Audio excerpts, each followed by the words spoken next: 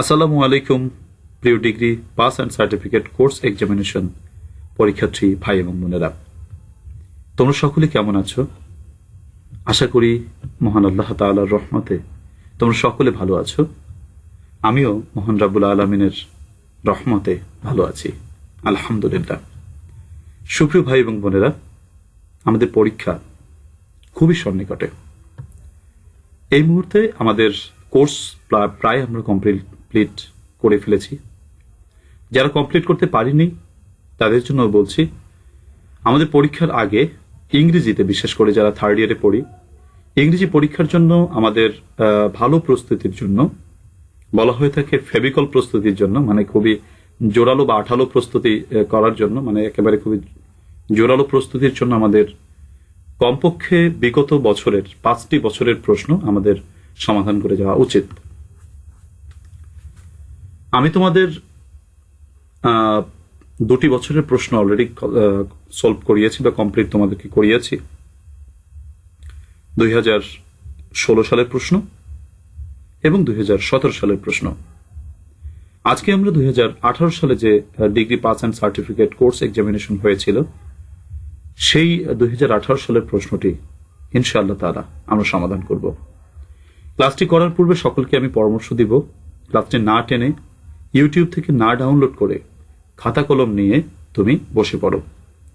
যাদের ভিডিওটি প্রচন্ড প্রয়োজন তারা প্রথমে ইউটিউব থেকে দেখে পরে না হয় ডাউনলোড করে নিয়ে তুমি বারবার দেখতে পারো। তোমাদেরকে 5টি প্রশ্ন আমি বিগত সালের প্রশ্ন সমাধান করার জন্য পরামর্শ দিচ্ছি। আমরা 2016 করেছি, 17 করেছি, আজকে 18 করছি। এরপরে আমরা বিগত আর 2টি বছরের প্রশ্ন অর্থাৎ 2015 এবং 2014 সালের প্রশ্নটিও সমাধান করব। আজকে আমি তোমাদের 2018 সালের যে প্রশ্নগুলো রয়েছে তার পার্ট এ, পার্ট বি এবং পার্ট সি এর পূর্ণাঙ্গ সমাধান করে দেওয়ার চেষ্টা করব। সাথে সাথে আলোচনা করার চেষ্টা করব কিভাবে যে কোনো প্রশ্ন থেকে আমরা 80 নম্বরের উত্তর সঠিকভাবে করতে পারি। এবং আমি আজকে তোমাদের মাঝখানে ধরিয়ে দেব যে তোমরা কি ভুল সচরাচর করো। বিশেষ করে আমার যে খাতা দেখার অভিজ্ঞতা, মানে আমি যতগুলো তোমাদের প্রাইভেটে হোক বা যেভাবে হোক না কেন খাতাগুলো আমি দেখেছি, তাতে তোমাদের যে ভুলগুলো পরিলক্ষিত হয় এবং যে কারণে তোমরা অনেকের খারাপ রেজাল্ট হয়ে থাকে, সেটাও একটু তুলে ধরার চেষ্টা করব। তাহলে কথা অনেক দীর্ঘ হয়ে যাচ্ছে, আমি আমার ক্লাসটি শুরু করছি। তোমরাও খাতা কলম নিয়ে তোমাদের ক্লাসটি করার জন্য বা উপভোগ করার জন্য প্রস্তুত হও। প্রথমে প্যাসেজটির বাংলা অর্থটা আমি তোমাদেরকে একটু পড়ে দেওয়ার চেষ্টা করছি। প্যাসেজটার শর্ট সামারিটা তোমাদের কাছে আগে আমার একটু বলা উচিত।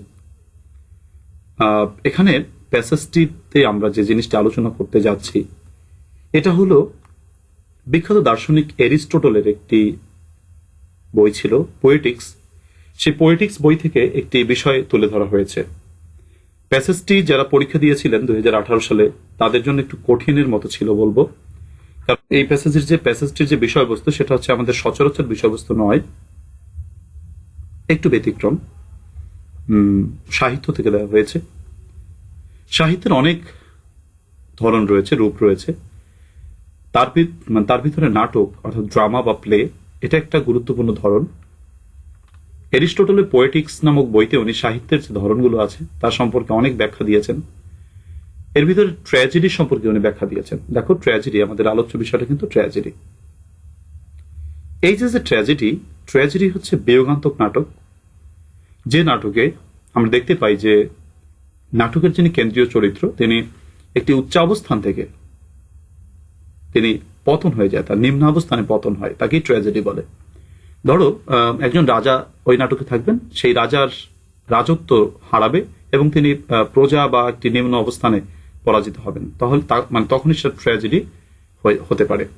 আবার ট্র্যাজেডিটা এমন হতে পারে যে প্রোটাগনিস্টের অর্থাৎ মেইন বা সেন্ট্রাল ক্যারেক্টারের এমন পতন হবে সে মৃত্যু পর্যন্ত চলে যেতে পারে। এটাকে বলে ট্র্যাজেডি। মানে যে সকল নাটকে দেখা যায় কেন্দ্রীয় চরিত্র, নায়ক বা নায়িকা, তার উচ্চ অবস্থান থেকে নিম্ন অবস্থানে পতন হয়, তাকেই বলা হয় ট্র্যাজেডি। অধিকাংশ ক্ষেত্রে এই ট্র্যাজেডিগুলো মৃত্যুতে বিলীন হয়ে যায়। অর্থাৎ মৃত্যুই হয় সর্বশেষ পরিণতি।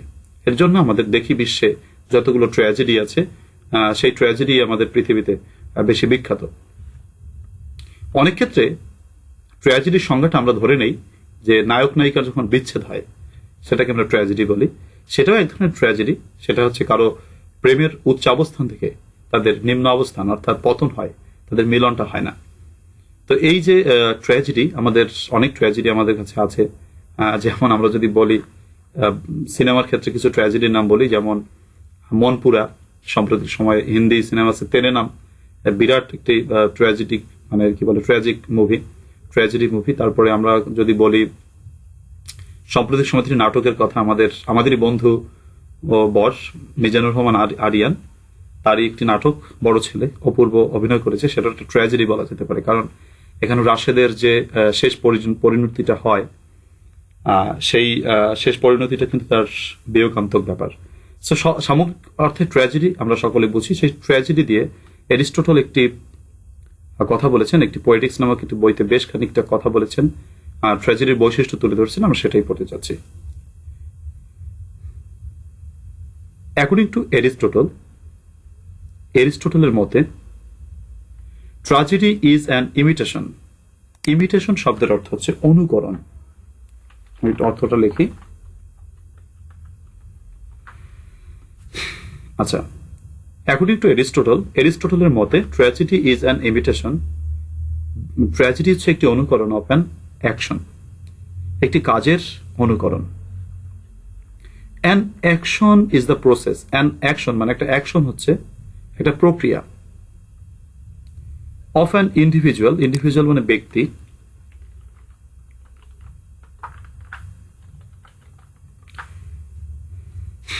An action is the process of an individual. একটা অ্যাকশন হচ্ছে একটি ব্যক্তির প্রক্রিয়া from one position to another.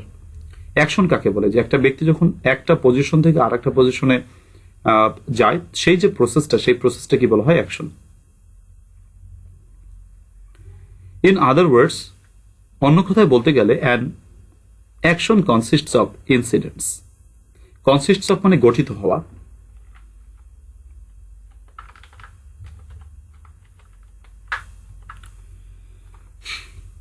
In other ওয়ার্ডস, অন্য কথায় বলতে গেলে, an action consists of incidents.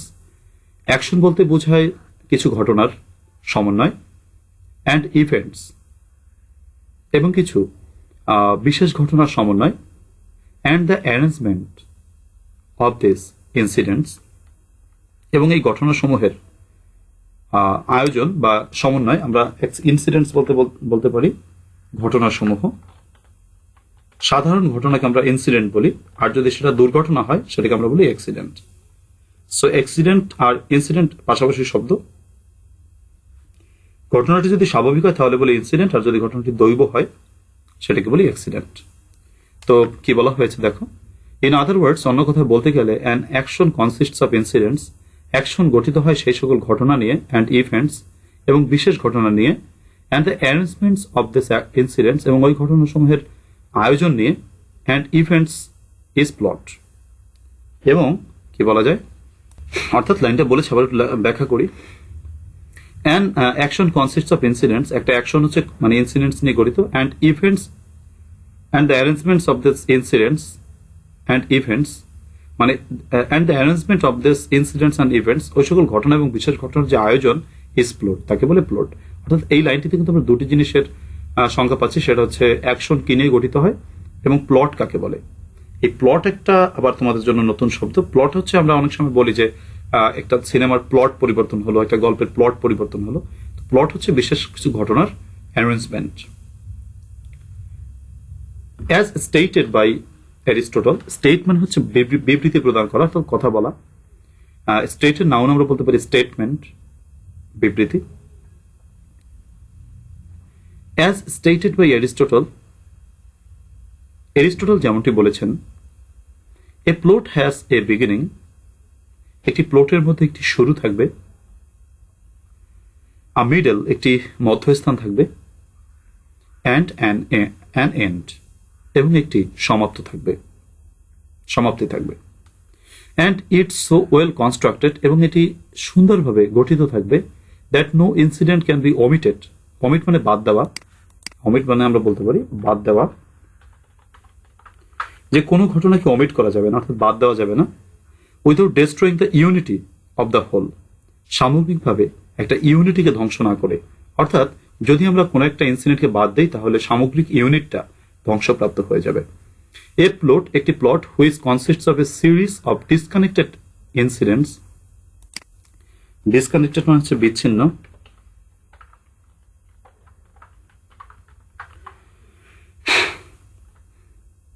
a plot which consists of a series of disconnected incidents, যে প্লটে কতগুলো বিচ্ছিন্ন ঘটনাবলীর ধারাবাহিকতা রয়েছে, ইজ কল্ড এপিসোডিক প্লট, তাকে বলা হয় এপিসোডিক প্লট। অর্থাৎ যে প্লটে অনেকগুলো এপিসোড রয়েছে, অর্থাৎ যে ডিসকানেক্টেড বিচ্ছিন্ন ঘটনার যে সমন্বয়, সেই সমন্বয়ের মাধ্যমে একটা এপিসোড তৈরি হয়, সেইটাকে বলা হয় episodic plot. And it ranks the worst, এবং এটি নিকৃষ্টকে র্যাঙ্কস করে, অর্থাৎ নিম্ন অবস্থান থেকে উচ্চ অবস্থানের দিকে র্যাঙ্ক করে। অ্যাকর্ডিং টু এরিস্টটলের মতে plots are of two kinds, প্লটকে দুই ভাগে ভাগ করা যায়, একটি হচ্ছে সিম্পল আর একটা হচ্ছে কমপ্লেক্স। এটি সরল প্লট আর একটা হচ্ছে জটিল plot. A simple plot is one, একটি সিম্পল প্লট হচ্ছে সেই জিনিস হুইচ ইজ সিঙ্গেল, যেটা হচ্ছে একক, অ্যান্ড কন্টিনিউস এবং চলতেই থাকে, and in which change of fortune, যেখানে ভাগ্যের পরিবর্তন কামস আসে, উইদাউট এ রিভার্সাল। রিভার্সাল মানে বিপরীত, রিভার্সাল বলা যায় বিপরীত,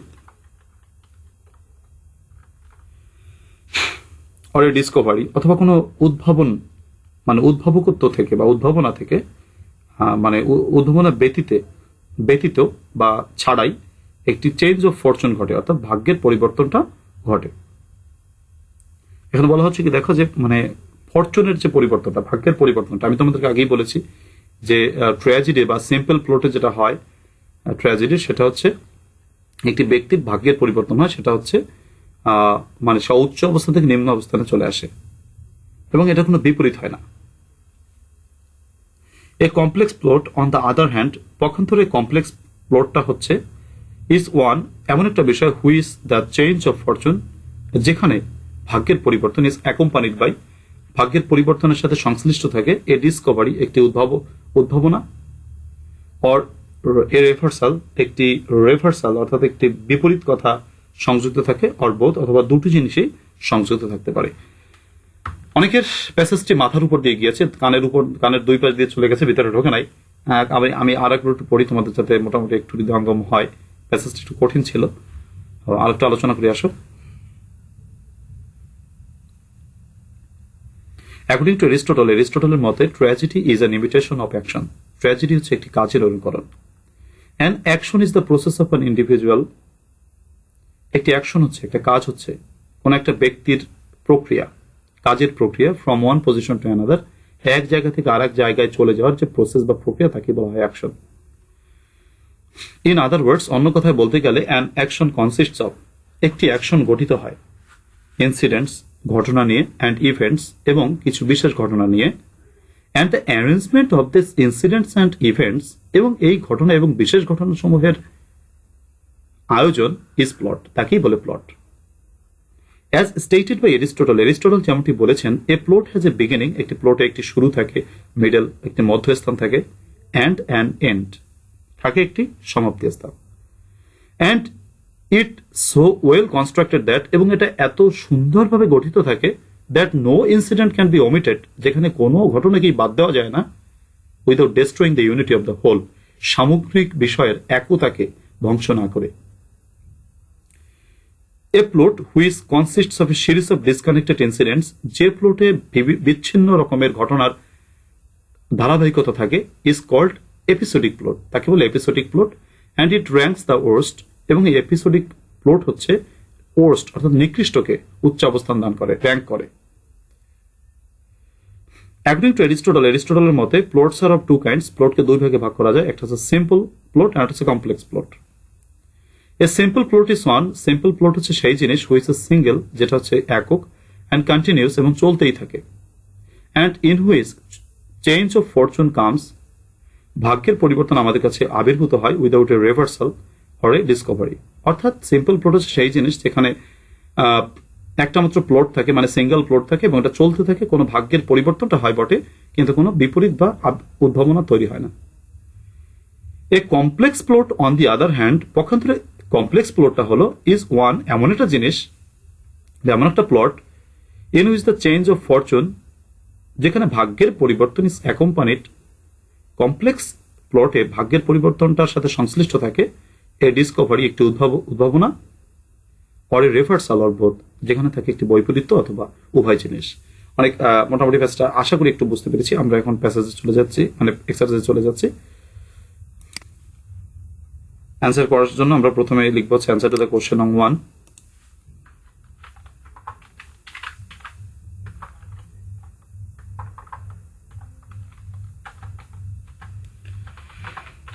অ্যান্সার টু দ্য কোশ্চেন নং 1 এটা লিখে আমরা কোশ্চেন নং 1 আমরা প্রথমে প্রশ্নটা কি করেছে সেটা আমরা চেষ্টা করি। প্রথমে বলেছে হোয়াট ইজ অ্যাকশন, অ্যাকশন বলতে তুমি কি বোঝো। তো প্যাসেজ থেকে আমরা অ্যাকশন কাকে বলে সেটা আমরা লিখে দেবো, অ্যাকশন কাকে বলে, অ্যাকশন কাকে বলে খুঁজি। কারো সাহস থাকলে বানাই লেখো, কারণ এই জিনিস বানাই লেখা খুব একটা কঠিন ব্যাপার। অ্যাকশন কাকে বলে নিজের থেকে তো আর লিখতে পারবো না, প্যাসেজে যা বলছে তাই লিখতে হবে। মানে সাহস থাকলে বলতে কি, মানে বলতে দিলাম যে অ্যাকশন তুমি বানাই লেখো পারলে, অ্যাকশন তো অ্যারিস্টটল যা বলছে তাছাড়া তো আর তুমি লিখতে পারবে না। তো আসলে প্যাসেজেই আসতে হবে। আসলে প্যাসেজে আসি। এখানে দেখো, an action is the process of an individual from one position to another. In other words, an action consists of incidents and events and the arrangements of this arrangements. আচ্ছা, এই পর্যন্ত নিব আমরা। অবশ্য প্রথম লাইনটা নিলেই হয়ে যেত, কিন্তু এক্সট্রা একটা লাইন নিলাম যাতে অ্যাকশন সম্পর্কে আরো একটু কথা এখানে জড়িত আছে তার জন্য।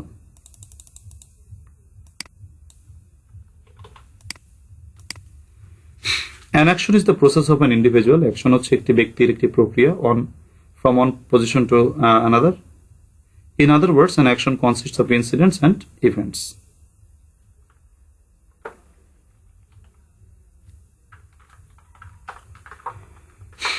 দুই নম্বর, what is episodic plot. Episodic plot কাকে বলে? আচ্ছা, এপিসোডিক প্লট কাকে বলে আমরা পড়েছি যে যেখানে হচ্ছে তোমার বিভিন্ন রকমের বিচ্ছিন্ন কিছু ঘটনা সাজানো থাকে তাকেই বলা হয় এপিসোডিক প্লট। এখানে দেখো, a plot which consists of a series of disconnected incidents is called episodic plot and it ranks the worst. এবং এই এপিসোডিক প্লট ওর্স্ট ব্যাপারটাকে র্যাঙ্ক করে। আচ্ছা, হয়ে গেল।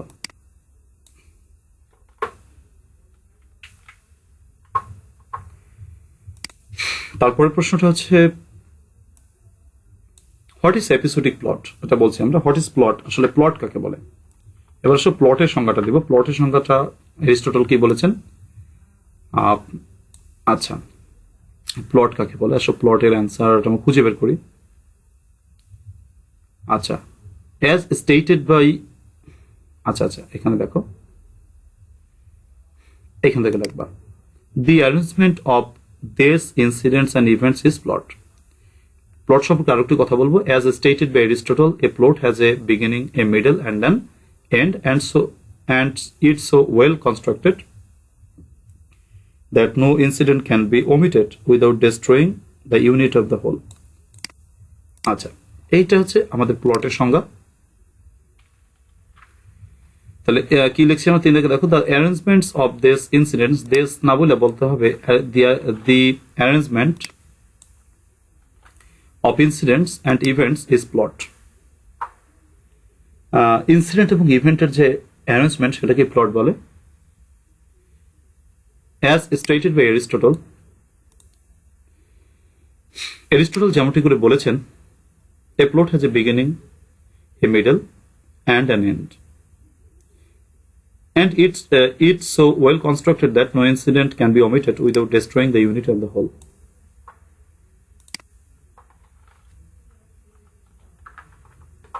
চার নম্বর প্রশ্নটি কি করেছে, আমরা চার নম্বর প্রশ্নটি একটু দেখে আসি। চার নম্বর প্রশ্নে কি চেয়েছে, how many types of a plot has Aristotle mentioned here? Aristotle এখানে কয় ধরনের প্লটকে মেনশন করেছেন? এখানে কিন্তু বলেছেন দুই ধরনের প্লট। দেখো, একটা হচ্ছে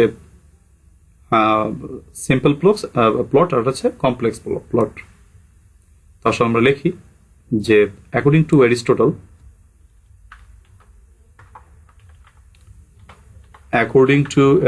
অ্যারিস্টটলের মতে, অ্যারিস্টটল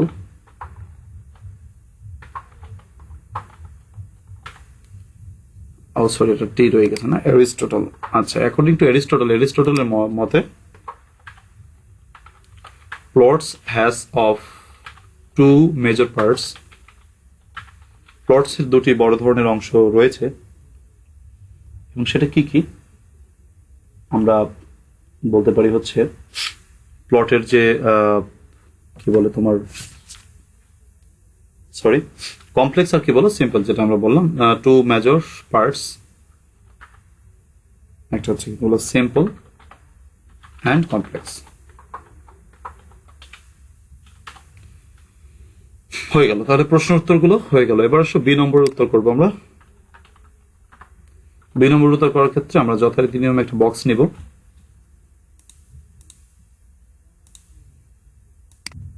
আমাদেরকে প্রথমে লিখতে হবে গিভেন ওয়ার্ড,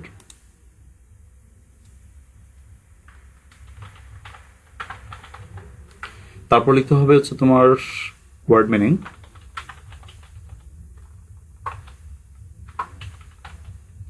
সেন্টেন্স মেকিং। আচ্ছা, প্রথম ওয়ার্ডটা কি আছে সেটা একটু দেখি আমরা। প্রথম ওয়ার্ডটা হচ্ছে পজিশন সম্ভবত। হ্যাঁ, পজিশন। তো পজিশন আমরা একটু ওয়ার্ডগুলোকে আমাদের সুবিধার জন্য একটু টেনে আনি এখানে। আচ্ছা, এখানে একটু টেনে আনছি আমি তোমাদের দেখার মানে সুবিধার্থে, ফাইন, যাতে আমরা সহজে দেখতে পারি আর কি। আচ্ছা, তাহলে আমরা কি করব, প্রথমে পজিশন মানে হচ্ছে অবস্থান বা পরিস্থিতি। পজিশনের সিনোনিম বা ওয়ার্ড মিনিং আমরা লিখতে পারি সিচুয়েশন লিখতে পারি। আচ্ছা,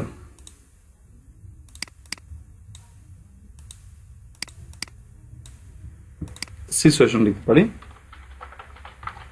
এবার অবশ্য পজিশন দিয়ে একটি বাক্য রচনা করব, যেমন he got a high position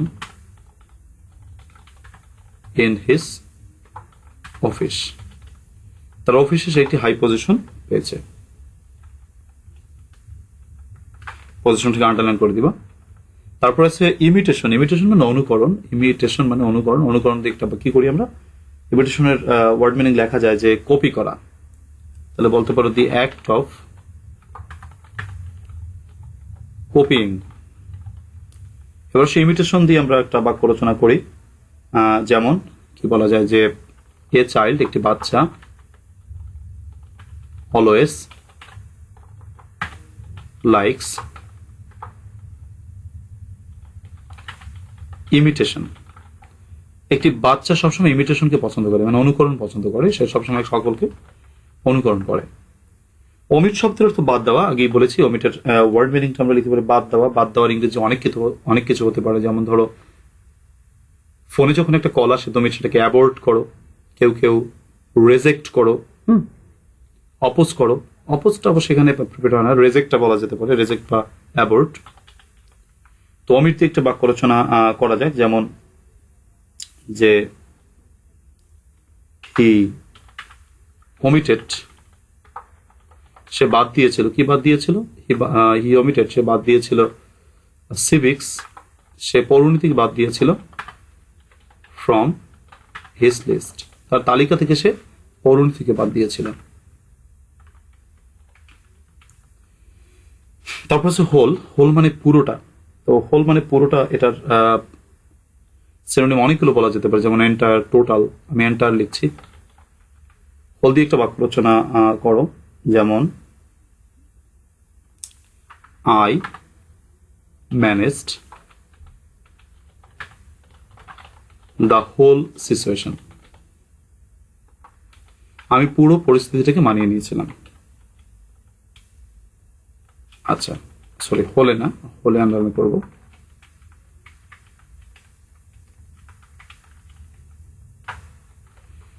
আচ্ছা, তারপরের প্রশ্নটি রয়েছে সিম্পল। সিম্পল মানে সাধারণ। আমরা সিম্পলের সিনোনিম বা কি বলতে পারি, যে প্লেন বলা যেতে পারে। সো সিম্পল দিয়ে একটা বাক্য রচনা করি। এটা খুবই সিম্পল ভাবে বাক্য রচনা করতে পারো যে my brother leads a simple life. আমার ভাই একটি সিম্পল লাইফ লিড করে। সিম্পল। তারপর প্রশ্নটা হচ্ছে চেঞ্জ। চেঞ্জ মানে পরিবর্তন। পরিবর্তনের মিনিং বলা যেতে পারে অল্টারেশন বলা যেতে পারে। অল্টারেশন, অল্টারেশন মানে পরিবর্তন। আসলে চেঞ্জ দিয়ে একটা বাক্য রচনা করি। যেমন বলা যেতে পারে যে চেঞ্জ ইজ লাইফ। পরিবর্তনই জীবন। আমাদের জীবন সবসময় পরিবর্তিত হয়। তো এই হচ্ছে আমাদের বিতর্কের উত্তর। আশা করি তোমরা বুঝতে পেরেছো। এরপর আমরা গ্রামার পার্টে চলে যাব। গ্রামার পার্ট, এই পার্টের শেষে তোমরা অবশ্যই একটা পার্টে যখন লিখবা, খাতার উপরে লিখে না, মানে লিখে নেবা খাতা আর কি, যে পার্ট এ এর আনসার শেষ হলো, মানে পার্ট এ শেষ, এবার পার্ট বি শুরু করছো। তো উপরে আগে লিখে নিও পার্ট বি। তা দেখো 2018 সালে যে প্রশ্নটা এসেছিল প্রথমে কিন্তু বি দাগে পার্টস অফ স্পিচ এসেছিল। একই যথারীতি প্রশ্ন, পার্টস অফ স্পিচ প্রথমে আসে। সো আসো আমরা পরিবর্তন করি। প্রথমে লিখবে অ্যান্সার টু দা কোশ্চেন নাম। তো একটু চেষ্টা করো না ভাই, একটু চেষ্টা করো। ডিয়ার সিস্টার্স এন্ড ব্রাদার, শুধু ভাই বলি, বোন বলি না, সকলকে বলা উচিত। সকলে চেষ্টা করো। পজ দিয়ে রাখো ভিডিওটা, তারপর একটু চেষ্টা করো। আমি তোমাদেরকে অ্যান্সার পরে বলে দিচ্ছি, তারপর মিলাই অনেক। আচ্ছা, আমি বক্সটা নেই তাহলে। আচ্ছা, প্রথম বক্সটিতে আমরা লিখব গিভেন ওয়ার্ড। প্রশ্নটা একটু পড়ি ভাই, কি বলেছে। Change the words. প্রথম কথা হচ্ছে চেঞ্জ দ্য ওয়ার্ড মানে কি করতে বলছে, বাক্যটি পরিবর্তন করতে বলছে। এটা প্রথম কাজ। অ্যাজ ডিরেক্টেড, যেমনটি করে ডিরেক্ট করা হয়েছে চেঞ্জ করো, plus and make your own sentences with them. সেগুলো দিয়ে তুমি তোমার নিজের বাক্য তৈরি করো। দেম সেগুলো দিয়ে মানে পরিবর্তিত শব্দ দিয়ে। এখন আমাকে এক বোন একটা কমেন্ট করেছেন, আমি সেই বোনের কমেন্টের উত্তরে বলছি। অথবা তিনি জানেন না বা সে জানে না, তাই প্রশ্নটি করেছে, আমি আনসারটি দিয়ে দিচ্ছি। সে বলেছে ভাইয়া আমাকে এখানে বলেছে মেক ইউর ওন সেন্টেন্সেস, নিজের বাক্য তৈরি করো। এখন নিজের বাক্য বলতে সে বুঝেছে যে প্রথম শব্দটি দিয়ে বাক্য রচনা করতে হবে। এটা একটা ভুল বুঝেছো বোন তুমি, যে আমাকে প্রশ্নটি করেছিল। এখানে আমাদের প্রথমটি দিয়ে নয়, আমাকে বলেছে change the word as directed, শব্দটিকে যেমনটি ভাবে ডিরেক্ট করছে তোমাকে নির্দেশ দেওয়া হয়েছে সেভাবে পরিবর্তন করো। And make your own sentences, নিজের ভাষায় বাক্য রচনা করো উইথ দেম, সেগুলো দিয়ে, অর্থাৎ পরিবর্তিত শব্দ দিয়ে নিজের ভাষায় বাক্য তৈরি করো। নিজের ভাষায় লিখতে বলেছে মানে নিজের ওয়ার্ডটা দিয়ে না, পরিবর্তিত ওয়ার্ডটা দিয়ে, কিন্তু বাক্য রচনা করবে নিজের ভাষায়, নিজের মাধুরী মিশিয়ে সরল সিম্পল ভাষায় তুমি বাক্য রচনা করবা। এর জন্য বলেছে make your own sentences with them. ঠিক আছে, শুরু করা যাক। প্রথমে লিখবো গিভেন ওয়ার্ড, প্রদত্ত শব্দ। এরপর লিখবো হচ্ছে তোমার চেঞ্জড ওয়ার্ড,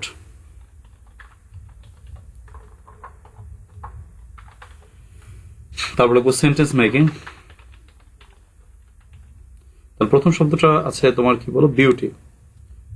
বিউটির অ্যাডজেক্টিভ বলে ফেলো,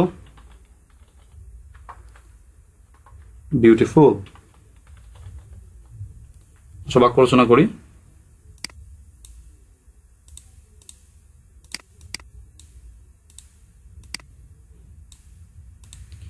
বিউটি দিয়ে, বিউটিফুল দিয়ে বাক্য রচনা করো। যে কি বলা যায়, যে the bird is very beautiful, পাখিটি খুব সুন্দর। তারপর এনকারেজ, এনকারেজ। তোমরা ঠিক একটা কথা খেয়াল করছো কিনা ভাই, দেখো এই যে chores, encourage, chores, encourage, chores, encourage 2016 সালে আসছে, তোমার 17 সালে আসছে, 18 সালে আসছে। মানে কি দেখো, বোর্ডের প্রশ্ন কিন্তু কমন পাচ্ছে, যাচ্ছে কমনের দিকে। তাহলে দেখো একটা ওয়ার্ড কিন্তু 3টা বোর্ডে এর আবায়াত আছে, তুমি একটু দেখো করেজ দিয়ে আছে কিনা, বা এর বিপরীত শব্দ, না হলে পার্টস অফ স্পিচ, না হলে সাফিক্স প্রিফিক্স, একটা না একটা আসছেই।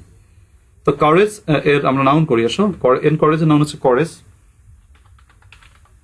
আগের উপরে হয়তো করেজ ছিল, এবার করেজ দিয়ে বাক্য রচনা করি। যেমন কি বলা যায় যে আই হ্যাভ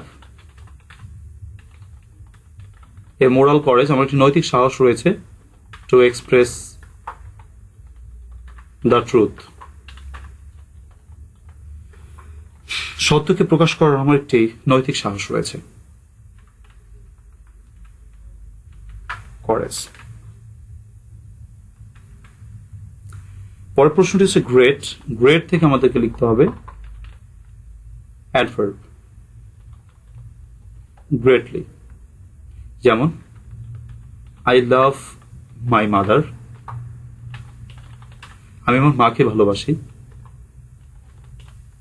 গ্রেটলি, বিশালভাবে বা ব্যাপকভাবে আমি আমার মাকে ভালোবাসি।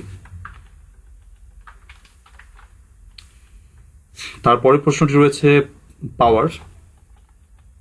পাওয়ারের চেয়েছে ভার্ব এমপাওয়ার, মানে ক্ষমতা প্রদান করা।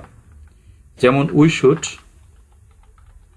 এমপাওয়ার আওয়ার উইমেন, আমাদের নারীদেরকে ক্ষমতায়ন করতে হবে, শক্তিয়ায়ন করতে হবে, নারীদেরকে আমাদেরকে এম্পাওয়ার করতে হবে, মানে শক্তি প্রদান করতে হবে। এই হচ্ছে আমাদের 2 দাগের আনসার, যেটা আমরা আশা করি তোমরা বুঝতে পেরেছ। তারপর আসো 3 দাগের প্রশ্নটি কি বলেছে। আচ্ছা, 3 দাগের প্রশ্নটি supply suitable word to fill in the each of the following sentences. আচ্ছা, আমরা answer to the question number, চেষ্টা করো ভাই, এর মধ্যে তোমরা একটু চেষ্টা করো নিজেরা, হয় কিনা খাতা একটু লেখো, খাতা লিখে দেখো, নিজেকে মার্ক দাও, তারপর আমার সাথে মিলাও আনসারটা, তাহলে খুব ভালো হবে, ইফেক্টিভ হবে আর কি বিষয়টা। চেষ্টা করতেছো কিনা, আশা করি চেষ্টা করছো। তাহলে আমি দেখো, প্রথমটা আছে কি, ইট ইজ এ পেন, এটা একটা পেন। যাহা, যাহা মানে হুইচ, তুমি দ্যাটও বলতে পারতা, আই বট ইয়েস্টারডে, তোমার দ্যাট যদি কেউ লিখে থাকো তাও হয়েছে। এই হয়ে একটা কলম, যাহা আমি গতকালকে কিনেছিলাম।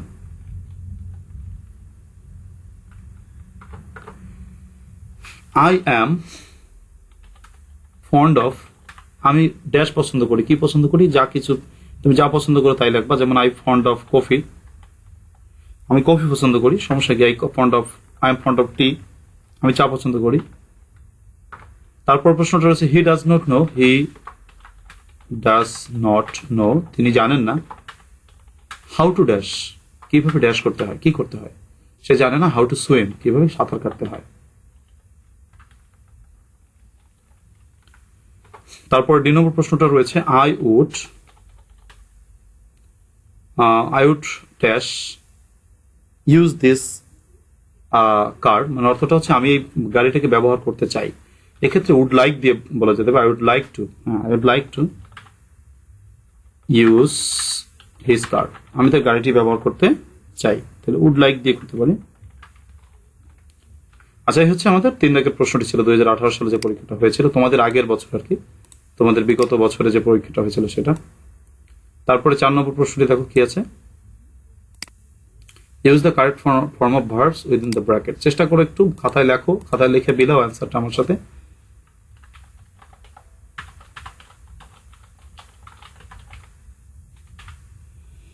Answer to the question number 4.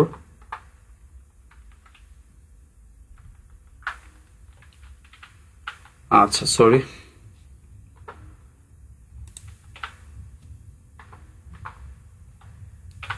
আচ্ছা, তাহলে আমরা কি লিখবো, আই উইশ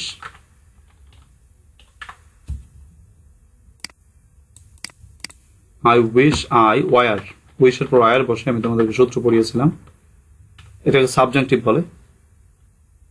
মূলত তার জন্য ওয়াজ বসানো উচিত ছিল, কিন্তু ওয়াজ না বসে আমরা বসাবো কি, ওয়ার। এরপর প্রশ্নটা রয়েছে ইট রেইন ফর 3 days, 3 দিন ধরে বৃষ্টি হচ্ছে। আমরা জানি অতীতে কাজ শুরু হয়ে, যেমন তোমাদের ফর সেন্স ফর্ম থাকলে have been has been plus মূল ভার্বের সাথে আইএনজি, এখানে আইএনজি দেওয়া আছে, তাহলে হ্যাজ বিন বসাতে হবে। It has been raining for 3 days, 3 দিন ধরে বৃষ্টি হচ্ছে, তাহলে হ্যাজ বিন আন্ডারলাইন হবে।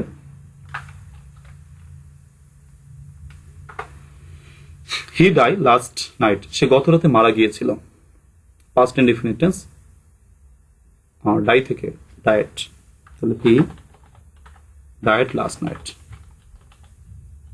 তিনি গত রাতে মারা গিয়েছিলেন।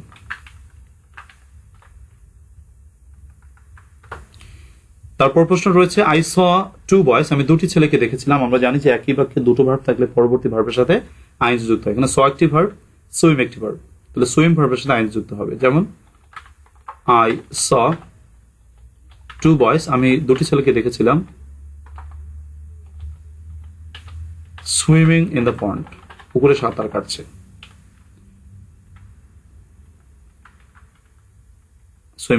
সুইমিং এর আন্ডারলাইন করছি। তাহলে এই হচ্ছে আমাদের মোটামুটি 4 নম্বর প্রশ্নের উত্তর। তাহলে আশা করি তোমরা বুঝতে পেরেছো। এরপর 5 নম্বর প্রশ্নটা কি বলেছে,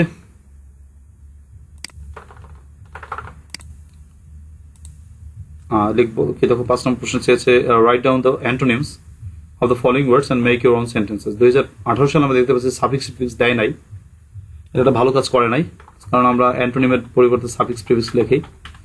আমরা আশা করি এবার দিবে, ঠিক আছে? অ্যান্টোনিম বাদ দিয়ে দেবা যদি সাফিক্স প্রিফিক্স দেয়। সাফিক্স প্রিফিক্সটাই সব থেকে সহজ একটা ব্যাপার, খুবই যা পারো বানাই লেখলা হয়ে গেল, এটা মজার ব্যাপার। আর এটা হচ্ছে অ্যান্টোনিম, কাইস্টা আইটেম, ঠিক আছে? মানে একটু কেমন যেন আর কি। এরপর তাহলে আমরা কি করব, বক্স নেই।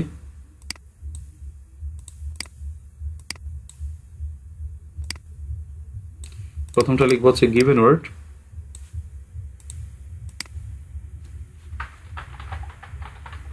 তারপরটা লিখবো হচ্ছে অ্যান্টোনিম, সেন্টেন্স মেকিং। আচ্ছা, এরপর প্রথম শব্দটা ছিল কি? প্রথম শব্দটা হচ্ছে তোমার ডেভেলপমেন্ট। ডেভেলপমেন্ট মানে হচ্ছে উন্নয়ন। আমরা ডেভেলপমেন্টের যে অ্যান্টোনিমটা লিখতে পারি সেটা হচ্ছে অবনতি লিখতে পারি। তো অবনতি ইংরেজি আমরা কি বলতে পারি? অবনতি ইংরেজি ডিমোশন হতে পারে, আবার রেগ্রেশন হতে পারে। আমি রেগ্রেশন লিখছি, রেগ্রেশন। আসলে রেগ্রেশন দিয়ে একটি বাক্য রচনা করবা, অর্থাৎ পরিবর্তিত শব্দ দিয়ে বাক্য রচনা করবা।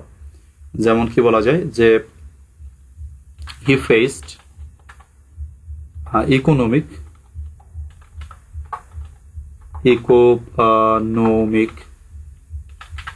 রেগ্রেশন, সে অর্থনৈতিক অবনতি লক্ষ্য করেছিল ইন হিজ বিজনেস, সে তার বিজনেস অর্থনৈতিক অবনতি লক্ষ্য করেছিল। আন্ডারলাইন করে দিলাম।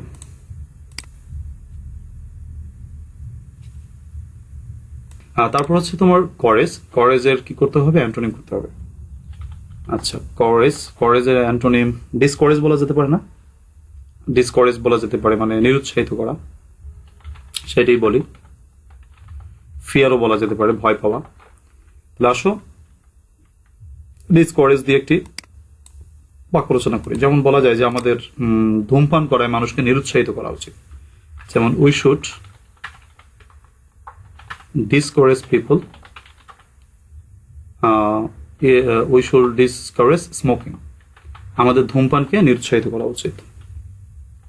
সব জায়গায় বলা উচিত নো স্মোকিং, ধূমপান করবেন না। যারা ধূমপান করো, কেউ যদি করে থাকো তাহলে বাদ দিয়ে দেবা। ধূমপানটা আসলে ধূমপানের অনেক কিছু বিপরীত রিপ্লেসমেন্ট হয়, মানে প্রতিস্থাপন করা যায় ধূমপানকে। অনেক ভালো অভ্যাস আছে, যেমন গান শোনা, বা কি বলে, যারা একটু আরো ভালো আমল করতে চাও, গান শোনা ভালো আমল না, যেমন কোরআন তেলাওয়াত সব সুপ্রিম, তুমি সেটা করতে পারো। আর যদি তোমার খুবই খারাপ লাগে যে না আমার মানে সিগারেট বিড়ি আমি ছাড়তে পারছি না, তাহলে গান শুনতে পারো। গানে তুমি সুইট সং শুনতে পারো। তো এই স্মোকিং কে আমাদের সবসময় ডিসকারেজ করা উচিত। স্মোকিং করে আমরা আসলে কোনো বেনিফিট নেই, এটা একটা নেশা। এনিওয়ে, গুড মানে ভালো, গুডের বিপরীত যে করতে না পারবা, গুডের বিপরীত কি হতে পারে? এটা যে করতে পারবো না, মানে সেই হরলিক্স খাবা আর কি, 3 বেলা হরলিক্স খাবা। হরলিক্স খেলে তুমি আবার টলার লঙ্গার সারবার। সো গুডের বিপরীত হচ্ছে যে না পারবা আর কি। আমরা হরলিক্স ছাড়াই বলতে পারবো সেটা হচ্ছে ব্যাড, ঠিক আছে? তো ব্যাড দিয়ে একটা বাক্য রচনা করে আসো। কি ব্যাড দিয়ে বাক্য রচনা কি বলা যায়? যে হি, কে বলে, মিস্টার এক্স সাহেব is a bad man. Mister x সাহেব একজন খারাপ লোক। পরের প্রশ্নটা হচ্ছে ব্ল্যাক। ব্ল্যাক মানে কালো, যে কালোর বিপরীত জানবে না তাকে তো হোয়াইট করা যায় না, বুঝছো? কালোর বিপরীত হোয়াইট জানো সবাই। তো আমরা বাক্য রচনা করি যে দিস ইজ এ হোয়াইট কার, এটা একটা সাদা সাদা গাড়ি। হয়ে গেল। 6 নম্বর প্রশ্নে কি বলেছিল? Framing double question. আসো আমরা ডবল কোয়েশ্চেন ফ্রেম করি।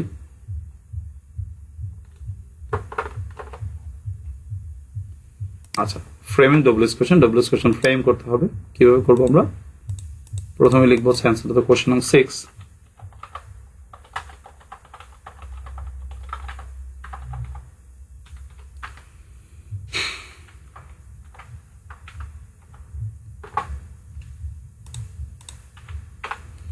আচ্ছা, তারপরে আমরা কি বলবো যে প্রথমে answer he went to Dhaka to buy a car.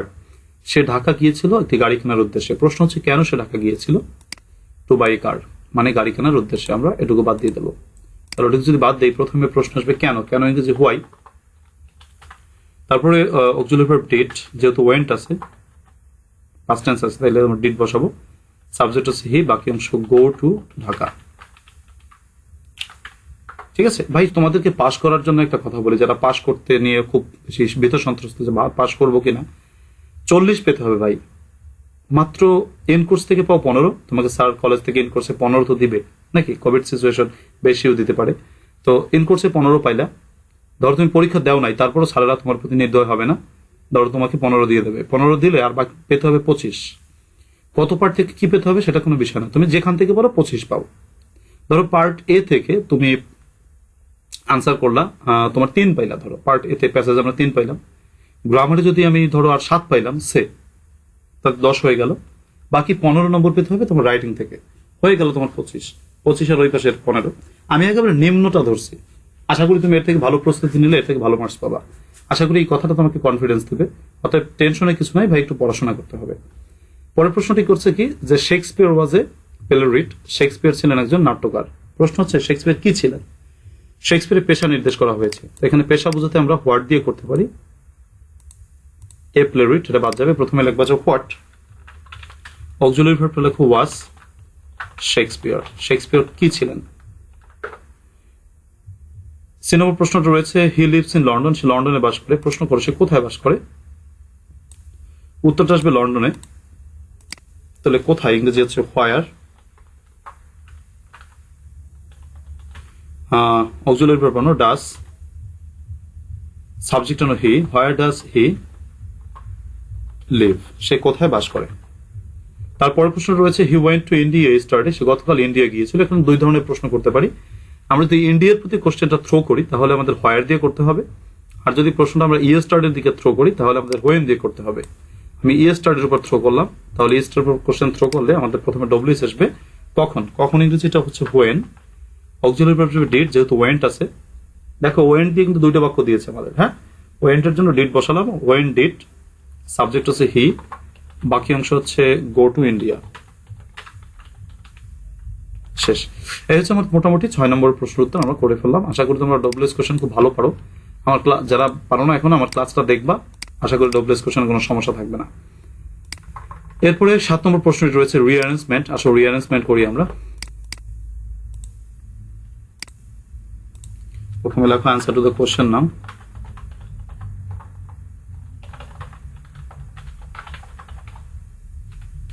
Seven. আচ্ছা, রিঅ্যারেঞ্জমেন্ট করে আসো। প্রথমটাই কি বলেছে যে ইন দ্য স্কাই। এটা তো আসলে সবাই পারবো আমরা মনে হয়। আমরা যারা আমজনতা আছি, ম্যাঙ্গো পিপল, আমরাও পারবো, সবাই পারবে। আর ভালো ছাত্ররা তো বেশি পারবেই। সো এখানে কি বলছে যে পাখিরা আকাশে ওড়ে। কি চমৎকার বাক্য, মানে একেবারে সহজ সহজ বাক্য। এরকম বাক্য আমাদের 2018 সালে দিয়েছিল। কি লোভ লাগে না যে আমরা এই পরীক্ষাটা দিতে পারতাম। বার্ডস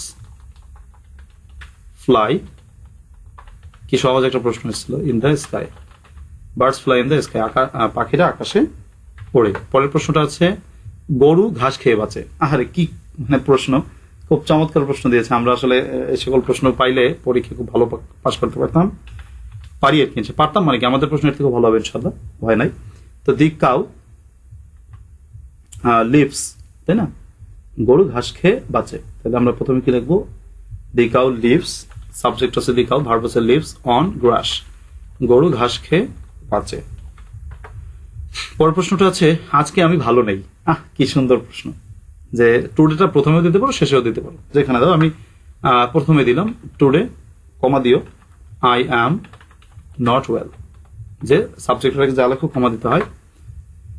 তারপরেটা হচ্ছে কি বলা যায়, পরের বাক্যটার অর্থটা হচ্ছে আমি তাকে অনেকদিন ধরে চিনি। তাহলে আই হ্যাভ নোন হিম, আমি তাকে চিনি for a long time, for a long time. শেষ। তো চমৎকার 5টা বাক্য দিয়েছে রিভারেন্স। এরকম দিলে আসলে আমরা ভালো পারি। আমাদের এরকম প্রশ্ন দিক, আমরা সেটা চাই 2018 সালের মতন প্রশ্নটা হোক। 2018 সালে কিন্তু মোটামুটি ইজি প্রশ্ন হয়েছিল, তোমরা বুঝতেই পারছো। মানে প্যাসেজটা বাদে, প্যাসেজটা একটু আসছিল মোটামুটি একটু কঠিন আসছিল। অ্যান্সার টু দ্য কোয়েশ্চেন নাও। আমাদের গ্রামারই পাস হয়ে যাবে যদি ভালো পারি আমরা গ্রামার। রাইটিং পার্টের উপর নির্ভর করা লাগবে না, ঠিক আছে? গ্রামারটা ভালো পারলে রাইটিং পার্টের মার্কসই আমাদের, মানে রাইটিং পার্টের মার্কসের উপর নির্ভরশীল হওয়া লাগে না।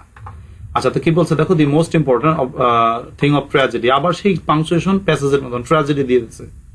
দেখছো কি করছে? মানে স্যারে আসলে লিটারেচারের স্যারে প্রশ্ন করছিল নিশ্চয়ই। দি মোস্ট ইম্পর্টেন্ট, ইম্পর্টেন্ট ছোট হাতের হবে, important thing of a tragedy, of a tragedy আমরা কি বলে, দি most important thing of a tragedy is the structure, তা হলো গঠন, of the incidents, আচ্ছা, বিকজ, কারণ বিকজটা ছোট হাতের অক্ষর হবে যেহেতু মাঝখানে রয়েছে। আচ্ছা, আমরা বাক্যটা আবার পড়ি যে দেখি, the most important thing of a tragedy is the structure of the incidents. বিকজটা হচ্ছে কখনোই বাক্যের প্রথমে বসে না, বাক্যের মাঝখানে বসে। এটা একটা কমপ্লেক্স সেন্টেন্স গঠন করে, এটা সাবঅর্ডিনেট ক্লোজ গঠন করবে। তাহলে because tragedy is an imitation, একটি অনুকরণ কি বলা যায়, is an imitation not of men, এটা কিন্তু কমা দেওয়া যেতে পারে এটা থামার জন্য, যে নট অফ মেন সেটা পুরুষের জন্য নয়, পুরুষের ক্ষেত্রেই নয়, but of an action, but of an action. কমাটা না দিলে যে অসুবিধা হবে তা না, কিন্তু হবে, কিন্তু কমাটা দিলে একটু এখানে ভালো শোনায়, তাই আর কি, তার জন্য দিলাম। তো ঠিক আছে, আশা করি বুঝতে পেরেছ। একটা মাত্র ফুল স্টপ বসছে। কি বলছে লাইনটা? The most important thing of a tragedy is the structure of the incidents, because tragedy is an imitation not of men but of an action and life. আচ্ছা, পার্ট 9 নম্বর প্রশ্নটা দেখি, ট্রান্সলেশন। তোমরা translation উপর একটি ক্লাস চেয়েছো, আমি চেষ্টা করবো দেওয়ার জন্য, সময় অবশ্যই তাড়াতাড়ি দেওয়ার চেষ্টা করবো। Answer to the question now.